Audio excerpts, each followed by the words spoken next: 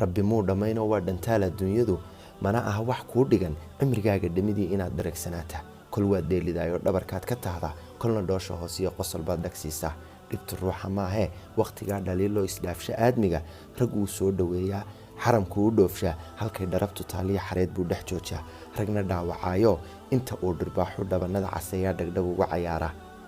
ka dhigaa curyaan iyo naafa aan dhaqaaqayn geesu dhulka yaallo waayuhu dhantaalaa ku farxaa dhabcaalkuna sayaalna dhaygagin gunta weeye dhaqankeed kolku dhaco walaalkeed dhawaq iyo mashxaradiyo inay dhaanta tumataa waase dhowr ayaamood ifka dhiiladiisoo dhaxal looma yeesho waa laga dhammaadaa ogsoonow dhurwaaguba dhowr boqol hadduu yahay goosha dhaawaceediyo kuma